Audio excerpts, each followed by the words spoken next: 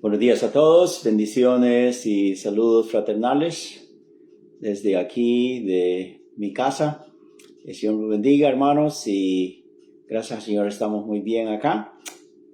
Bendiciones para todos, tanto los miembros de la iglesia como nuestros amigos, amigas que también se comunican con nosotros por este medio virtual, escuchando la palabra de Dios. Gracias, el Señor los bendiga ricamente.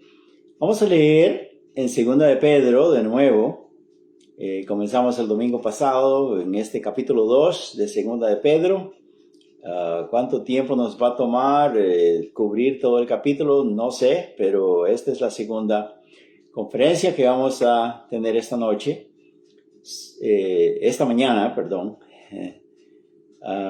sobre cómo reconocer. El tema es cómo reconocer a los falsos predicadores, a los falsos hermanos, a los falsos profetas. Y dice acá en 2 de Pedro, voy a permitirme leer todo el capítulo, y dice así: pero hubo también falsos profetas entre el pueblo, como habrá entre vosotros falsos maestros, que introducirán encubiertamente herejías destructoras, y aún negarán al Señor que los rescató, atrayendo sobre sí mismos destrucción repentina. Y muchos seguirán sus disoluciones, por causa de los cuales el camino de la verdad será blasfemado. Y por avaricia harán mercadería de vosotros, con palabras fingidas, sobre los tales ya de largo tiempo la condenación no se tarda, y su perdición no se duerme. Porque si Dios no perdonó a los ángeles que pecaron, sino que arrojándolos al infierno, los entregó a prisiones de oscuridad para ser reservados al juicio. Y si no perdonó al mundo antiguo, sino que guardó a Noé, pregonero de justicia, con otras 7 personas, trayendo el diluvio sobre el mundo de los impíos. Y si condenó por destrucción a las ciudades de Sodoma y Gomorra, reduciéndolas a ceniza y poniéndolas de ejemplo a los que habían de vivir impíamente, y libró al justo Lot, abrumado por la nefanda conducta de los malvados, porque este justo que estaba entre ellos afligía cada día su alma justa, viviendo y oyendo los hechos inicuos de ellos. Sabe el Señor librar de tentación a los piadosos y reservar a los injustos para ser castigados en el día del juicio. Y mayormente aquellos que siguiendo la carne andan con concupiscencia e inmundicia y desprecian el señorío. Atrevidos y contumaces no temen decir mal de las potestades superiores, mientras que los ángeles, que son mayores en fuerza y en potencia, no pronuncian juicio de maldición contra ellas delante del Señor.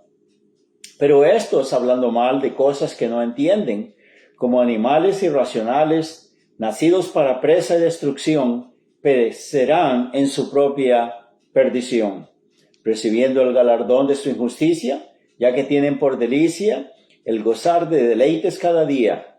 Estas son inmundicias y manchas, quienes mientras comen con vosotros se recrean en sus errores.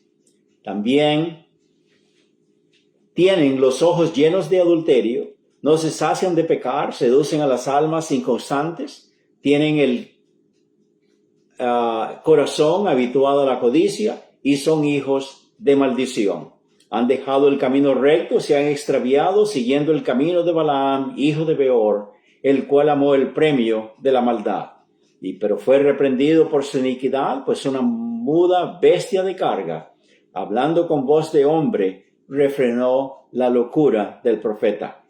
Estos son fuentes sin agua, nubes empujadas por la tormenta, para los cuales la más densa oscuridad está reservada para siempre. Pues hablando cosas infladas y vanas, seducen con concupiscencia de la carne y de soluciones a los que verdaderamente habían oído de los que viven en error. Les prometen libertad y son ellos mismos esclavos de corrupción, porque el que es vencido por alguno es hecho esclavo del que lo venció. Ciertamente, si habiendo ellos escapado de las contaminaciones del mundo por el conocimiento del Señor y Salvador Jesucristo, enredándose otra vez en ellas son vencidos y su postrer estado viene a ser peor que el primero. Porque mejor les hubiera sido haber conocido el camino de la justicia que después de haberlo conocido volverse atrás del santo mandamiento que les fue dado. Pero les ha acontecido lo del verdadero proverbio: el perro vuelve a su vómito y la puerca lavada a revolcarse en el cieno. Qué acra, qué dura, qué contundente es esta epístola del apóstol Pedro. Muy semejante a la epístola de Judas, como dijimos la vez pasada. Es bueno leer las dos porque lo que no nos dice uno nos lo completa el otro, como estudiamos, ¿verdad?, en el primer capítulo, en los versos finales, donde dice que ninguna escritura es de interpretación privada, pero que los hombres escritores, los hombres de Dios, fueron inspirados por el Espíritu Santo. Así pues que, ¿cómo reconocer a los falsos maestros, a los falsos predicadores, a los falsos profetas? Dice la palabra de Dios que esto es tan antiguo como la raza humana. Desde que Dios tiene su pueblo también ha habido hombres que siempre han querido, igual que su maestro Satanás, a poner en duda la palabra de Dios y causar confusión. Recordemos que esa fue la treta de Satanás cuando vino al jardín del Edén y comenzó a hablar con Eva y después seguro de saludos y alguna otra cosa más, y comenzaron a hablar de Dios y con que Dios les ha dicho a ustedes que no coman de este árbol. Ya con esa pregunta ¿están seguros que eso fue lo que él quiso decir? Tal vez no significó eso. Y comenzó a poner dudas en la mente. Estos hombres también, enviados por Satanás, mensajeros de él, también vienen a la casa de Dios, dice, furtivamente, de una manera sigilosa, encubiertamente, para también comenzar a proferir cosas contrarias a lo que dice el Señor. Pero, hermanos, para eso nosotros tenemos la palabra de Dios, que es el faro de luz que ilumina la oscuridad. Es la guía divina que nos dice exactamente cuál es la verdad, qué es lo que dice el Señor. Y al comparar a otras personas que vienen o que usan la Biblia y cantan los mismos cantos y invocan al Señor Jesucristo y mencionan la Trinidad y mencionan esto y lo otro y nos hacen creer que son hermanos en Cristo, pero conforme siguen hablando su boca, como dice el dicho, por su misma boca muere el pez, conforme ellos comienzan a decir las mentiras y poco a poco a emanar la falsedad que está en sus corazones, nos damos cuenta que no tienen que estar en nuestro medio, mucho menos en el seno de la iglesia. No deben de ser miembros de una iglesia del Señor Jesucristo. Y si por lenidad, por simpatía y porque es familiar o que es amigo, lo que sea, ya ha sido introducido hasta la membresía de la iglesia,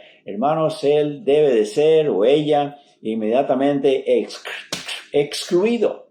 Inmediatamente debe de ser arrojado de nuestro medio. Por eso dice la palabra de Dios que esto no debe de consentirse. Amén. El domingo pasado miramos la sutileza con que estas personas vienen para introducirse entre nosotros, ¿verdad? Pero el Señor claramente nos enseña acá que estemos alertas, que no nos dejemos engañar. No importa cuánta es la semejanza, lo parecido que suenan y que actúan y que dan esa impresión, esa mampara, dice la palabra de Dios, que son lobos rapaces, que no perdonarán el rebaño, que son, fieras, salvajes, hienas, sopilotes, criaturas malvadas que lo que vienen a causar es daño, perjuicio, ruina en la casa de Dios, ¿verdad?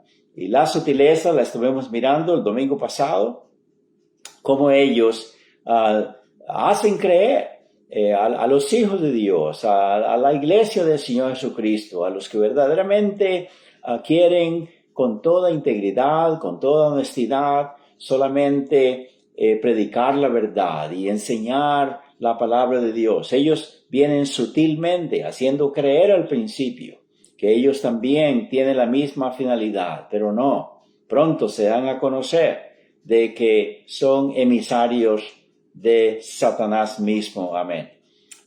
Comenzamos a ver el sacrilegio, no solamente la semejanza, la sutileza en las operaciones de estas personas, pero su sacrilegio que ellos cometen en la casa de Dios, ¿verdad? Entre los hermanos en Cristo. Dice aquí en el primer versículo 1 que introducirán encubiertamente herejías destructoras y aún negarán al Señor que los rescató.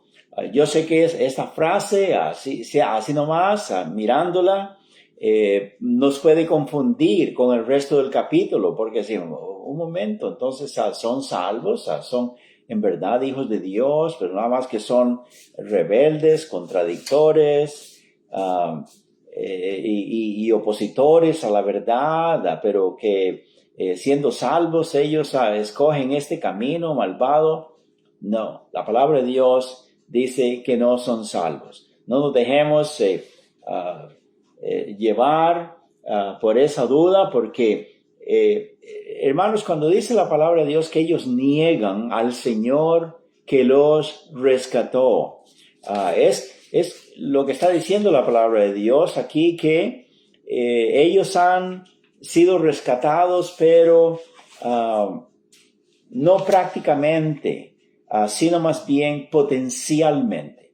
Déjeme decirle, mi amigo, mi amiga, mi hermano, hermana en Cristo, todos los hombres y todas las mujeres, todo el mundo, desde Adán, que cuando comenzó la raza humana con Adán y Eva, hasta la última persona que nazca aquí en esta tierra, antes del fin del mundo, todos potencialmente son redimidos, son salvos. Cristo Jesús, cuando dio su vida en el Calvario como el sacrificio, como la ofrenda por nuestros pecados para cancelar la cuenta de pecaminosidad de todo el mundo, hermanos.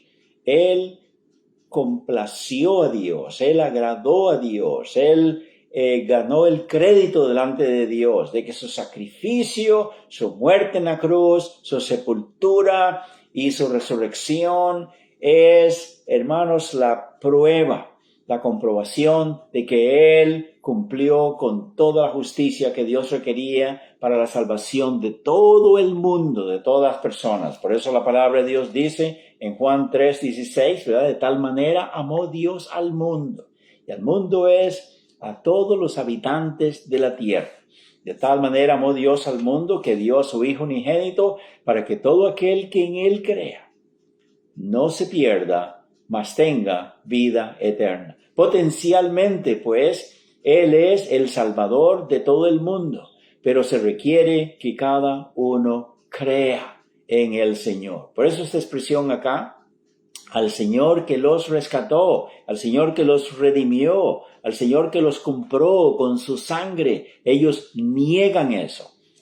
Quizá teóricamente, intelectualmente saben esa verdad, han leído la Biblia, han escuchado sus mensajes, pero ellos no han abierto su corazón, no se han rendido en arrepentimiento y fe para recibir a Cristo como Salvador y no son salvos.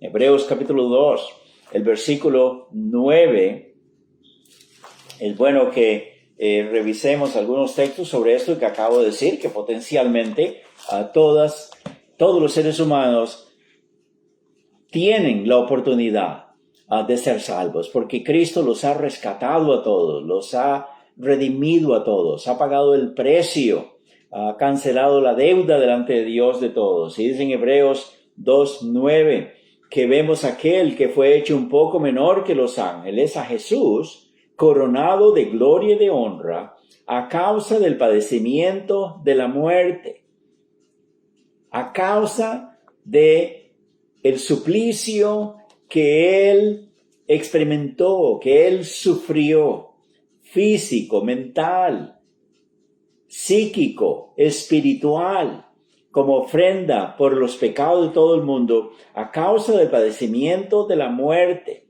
Él recibió toda esa honra, dice, para que por la gracia de Dios gustase la muerte por todos. Por todos. Y hay tantas escrituras que nos dice, sí, ¿verdad? En 1 de Juan, capítulo 2, a verso 2, también dice que Él es la propiciación por nuestros pecados.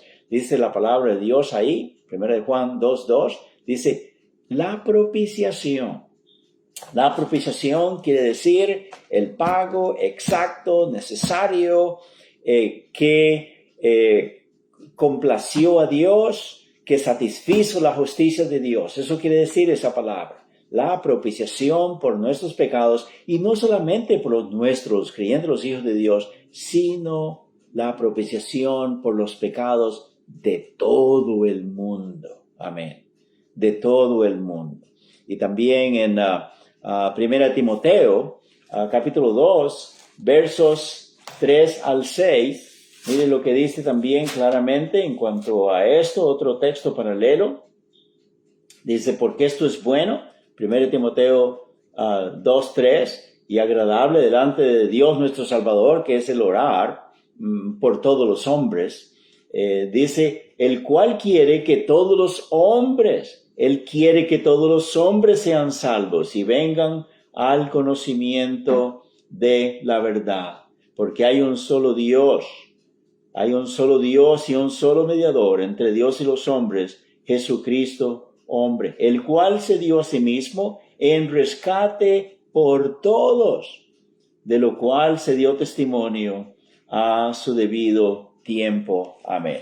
Y hay una multiplicidad de textos más que podríamos citar, pero a esto se refiere el apóstol Pedro, pues, ¿verdad? De que potencialmente ese es el mensaje de salvación para ellos también, pero lo rechazan y lo niegan. Lo niegan. ¿Por qué? Porque sustituyen otro mensaje. En la epístola de Judas dice que ellos han seguido el camino de Caín.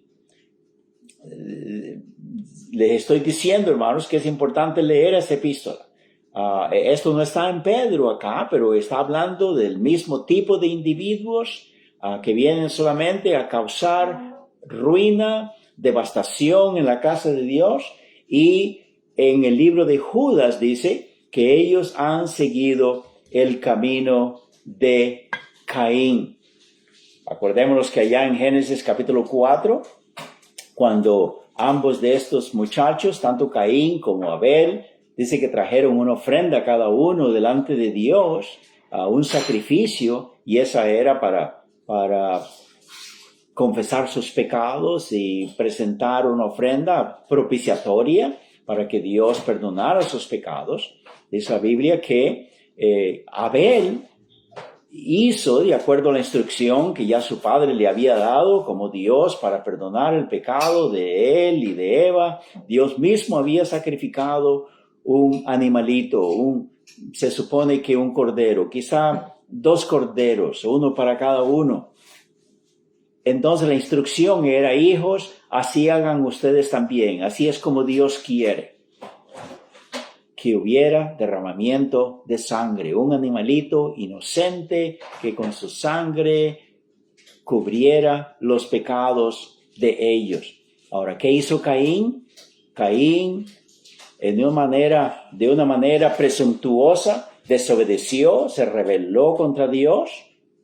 Abel hizo la ofrenda correcta, cogió el mejor corderito de 1 año de edad, sin defecto, precioso, es especial, escogido para ofrenda por sus pecados. Y la Biblia dice que Dios se agradó de la ofrenda y que Dios ensalzó a Abel por su ofrenda. Ahora, ¿qué hizo Caín? Él no presentó un corderito como Dios ya le había instruido, pero más bien del sudor de su frente, de su trabajo que él había hecho, trajo verduras y vegetales y semillas y posiblemente lo mejor que él tenía también. Pero Dios no se agradó de esa ofrenda. En 1 de Juan, capítulo 2 nos dice, ¿verdad? Que este hombre se enojó tanto que él mató a su hermano Abel. ¿Por qué lo mató? Dice 1 Juan 2, porque era del diablo, porque era Satanás el que estaba en él. Y cuando la Biblia pues nos dice acá que estos hombres también cogen el camino de Caín, eso quiere decir salvación por obras, sustituyendo la sangre más bien por agua, indicando que es por el bautismo que pueden ser salvos y que es por las buenas obras que pueden ser salvos. Hermanos, y eso es pisotear la palabra de Dios. Y por eso Dios está completamente indignado con estos individuos, que la palabra de Dios no solamente nos habla de su semejanza, de su sutileza, con que hacen estas cosas para engañar, su sacrilegio de sus operaciones, pero también la sentencia por su maldad. Porque cuántos millones de personas, hombres y mujeres van al infierno, han ido al infierno y todavía seguirán yendo al infierno a causa de ellos. Y por eso la palabra de Dios tiene su sentencia que vamos a ver después. Pero a eso se refiere pues que ellos han negado y que niegan con su predicación, con su enseñanza, con su actitud persistentemente que no es por Cristo, por la fe en Cristo que pueden ser salvos, pero que tiene que ser como Caín hizo, por buenas obras. Hermanos, la palabra de Dios dice que no, porque por gracia sois salvos por la fe. Esto no es de vosotros, esto es un don de Dios, no por obras, para que nadie se gloríe. En Romanos 11:6 también dice que el remanente, el conjunto, las personas que Dios tiene para que sean salvas, siempre han sido y serán este remanente salvos por gracia. Y dice, y no por obras. Porque si es por gracia, no es por obras. Y si es por obras, no es por gracia. Las obras, buenas obras religiosas y la gracia de Dios es como el agua y el aceite. No pueden mezclarse la una con la otra, pero se rechazan simultáneamente, recíprocamente. Así también es, o es la salvación por lo uno o por lo otro, pero no es una mezcla. Pero estos hombres, estas personas, eso es lo que enseñan, porque son, recordemos, mensajeros del infierno que traen el mensaje de Satanás para que se pierdan, para que los hijos de Dios, inclusive los que se han convertido a Cristo como Salvador personal. Dice la Biblia acá también que en el verso 18 dice que con palabras infladas y vanas seducen con concupiscencias de la carne, y de soluciones a los que verdaderamente habían huido de los que viven en error. Hermanos, niños en Cristo, personas que hace poco recibieron a Cristo como Salvador personal, oyen este tipo de herejías o son atraídos por este tipo de individuos, entonces les enseñan el mal camino y los engañan, los seducen. Hermanos, Por eso es que nuestros púlpitos en la casa de Dios no deben de ser comprometidos con nadie que no sea verdaderamente un hijo de Dios, salvo que conozca a Cristo como Salvador personal, que haya sido bautizado por una iglesia con la autoridad del Nuevo Testamento, que sea sano en doctrina, que nosotros exactamente lo conozcamos, porque si no, no puede estar en el púlpito. Es un lugar sagrado y somos responsables de quien predica la palabra de Dios. Así que estos individuos no pueden tener cabida en nuestro medio. Amén. Quería pues explicar esa palabrita, ¿verdad? Que dice acá que niegan al Señor que los rescató. El rescate, la compra, la redención es potencial, igual que para los demás que no han conocido a Cristo como Salvador personal, pero la parte de cada uno de ellos es arrepentirse de sus pecados, reconocer que no pueden hacer nada por sí mismos, no pueden salvarse a sí mismos, pero que deben caer a los pies de Cristo y recibirle por fe en sus corazones, porque Él es el único que les puede salvar. Amén. Esta mañana me gustaría, hermanos, que nos concentráramos aquí en el verso 15 que dice que ellos han dejado, no solo el camino de Caín que dice Judas en el verso 11, pero dice aquí en el verso 15 también de Pedro, que han dejado el camino recto y se han extraviado siguiendo el camino de Balaam, hijo de Beor, el cual amó el premio de la maldad y fue reprendido por su iniquidad, pues una muda bestia de carga, hablando con voz de hombre, refrenó la locura del profeta. Dice que ellos, además de que han seguido el camino de Caín, también siguen el camino de Balaam. El camino de Balaam. Dice la Biblia acá en el verso 14, al final, verá que seducen a las almas inconstantes, tienen el corazón habituado ¿a qué? A la codicia. A la codicia.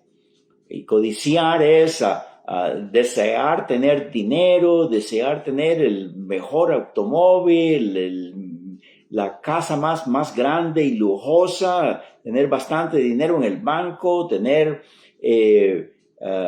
los aplausos de la gente, fama, etcétera, etcétera. Y eso es lo que Balaam estaba haciendo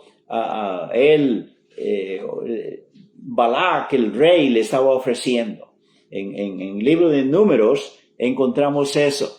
En el libro de Números encontramos eso, ¿verdad?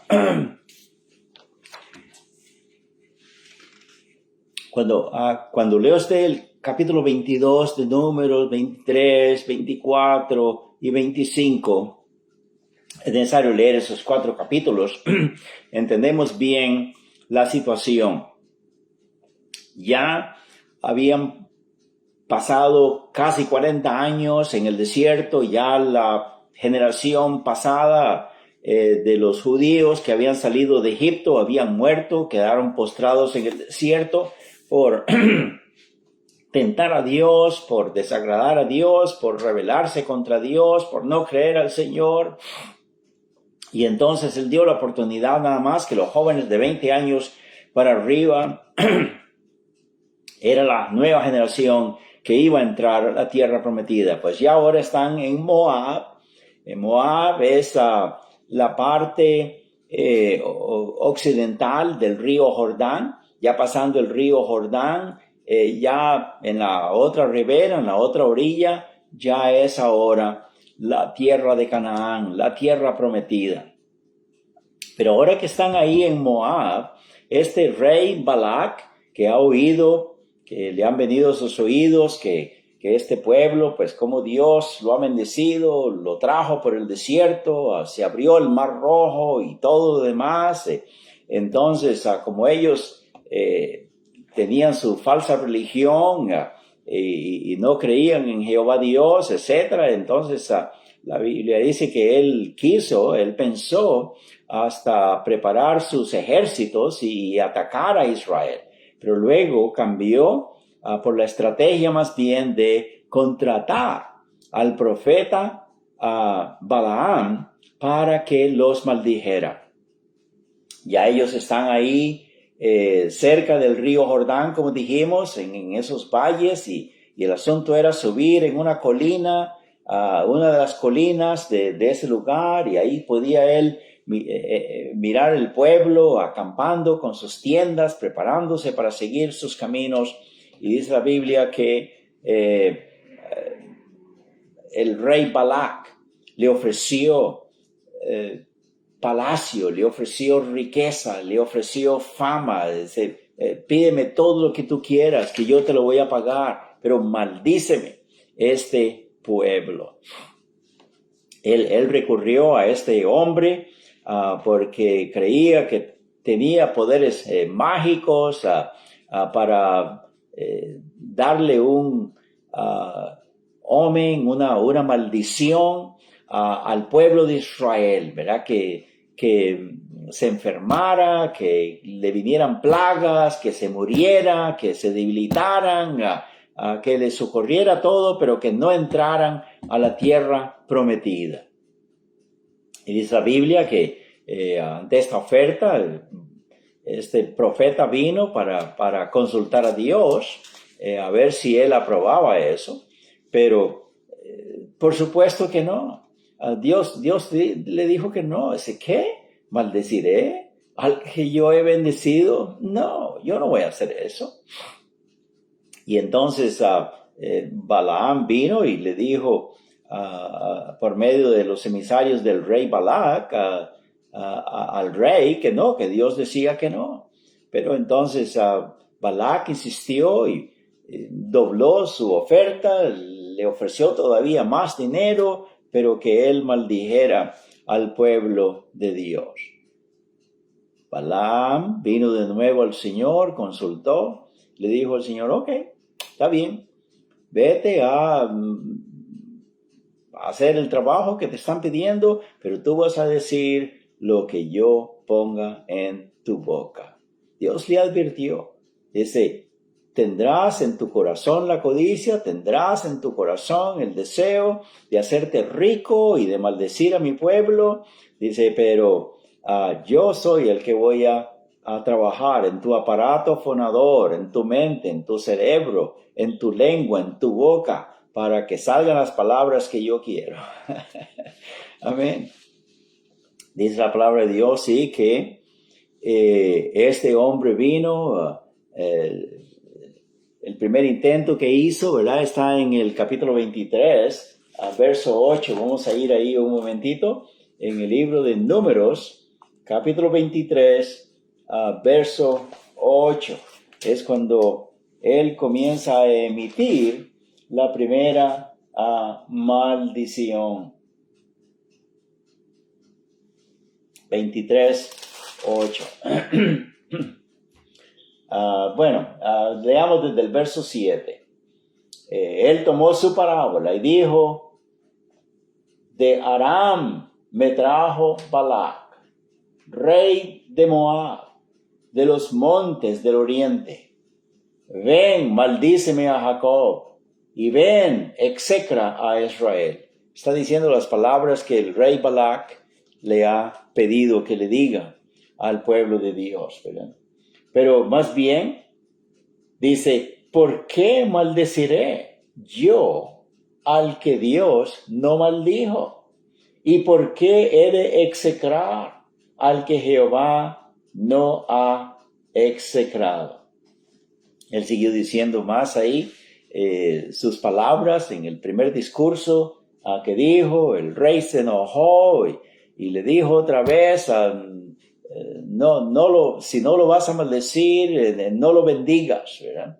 Y entonces se pusieron de acuerdo para ir a otra colina, a presentar sacrificios ahí y prepararse y emitir a su discurso, sus palabras.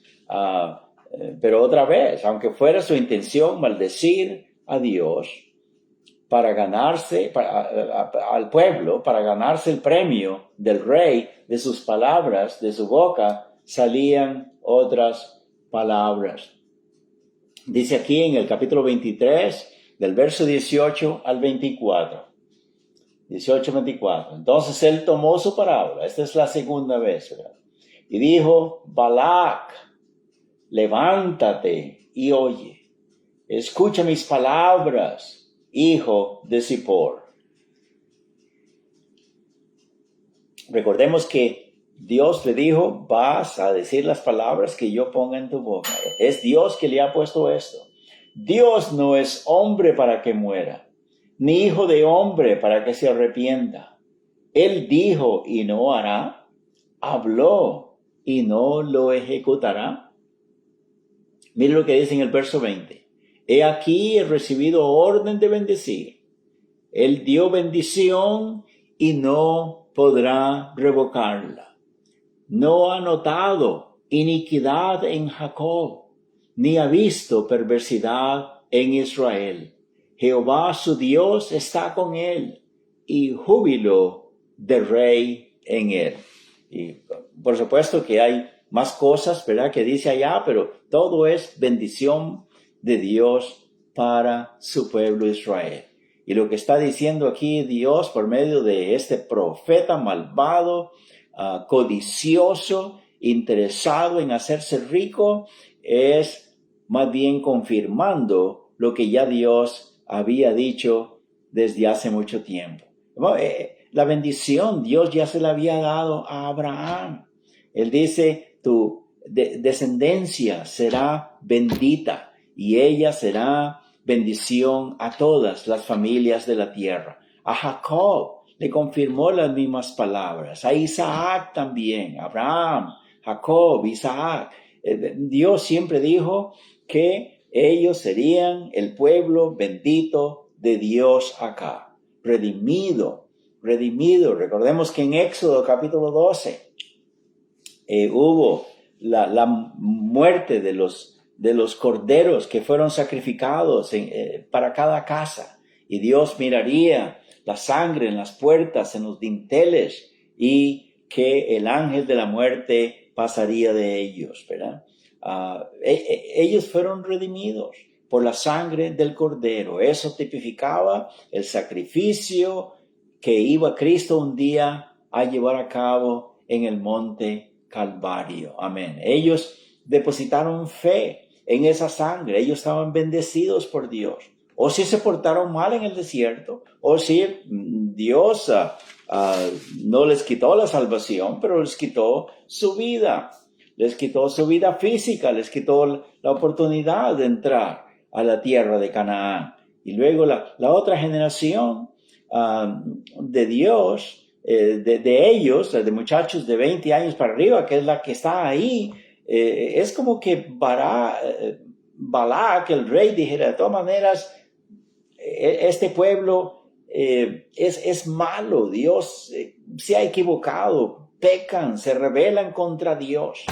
Hermanos, sí, es como lo que dice el diablo, ¿verdad?, que nos acusa delante de Dios por nuestras vidas, aun cuando somos salvos, aun como somos hijos de Dios.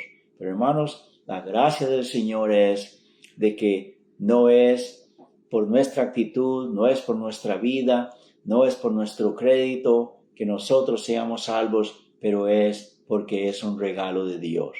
Él ya le había dado el regalo a todo este pueblo, de que era su pueblo redimido, su pueblo bendecido, y Él dice: yo no soy hombre para que me dice en el verso acá: Dios no es hombre para que mienta, ni hijo de hombre para que se arrepienta.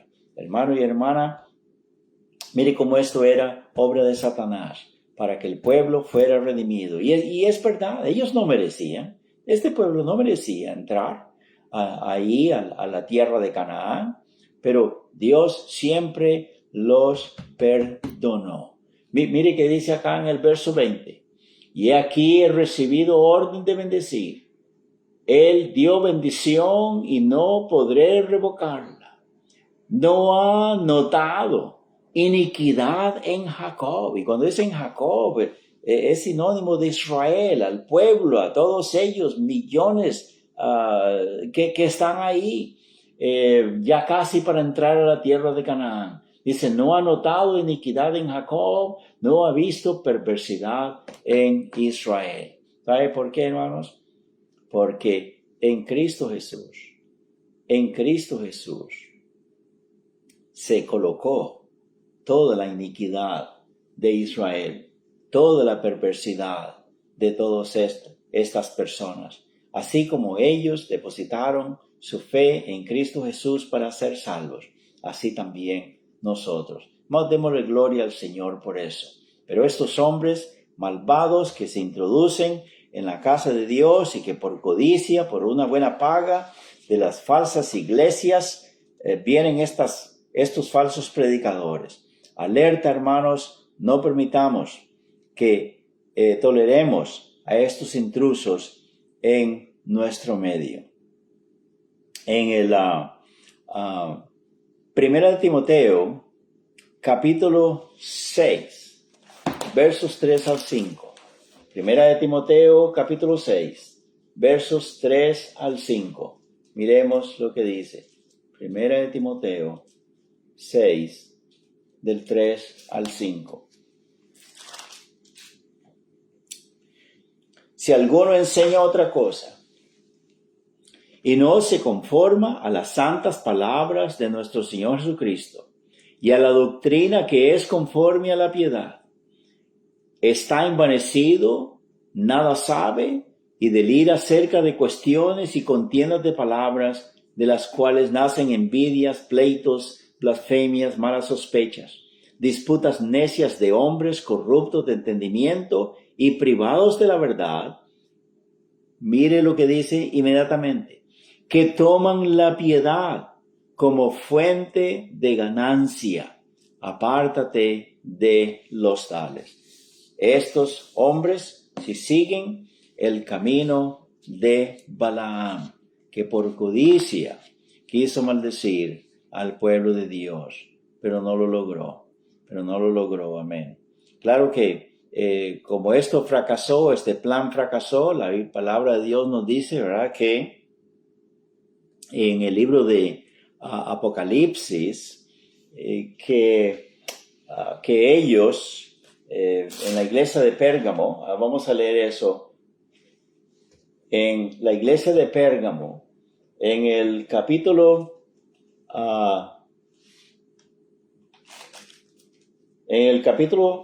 2, verso 12 dice, y escribe al ángel de la iglesia en Pérgamo, el que tiene la espada aguda de 2 filos, dice esto, yo conozco tus obras y dónde moras, donde está el trono de Satanás, pero retienes mi nombre y no has negado mi fe, ni aun en los días en que Antipas, mi testigo fiel, fue muerto entre vosotros, donde mora Satanás.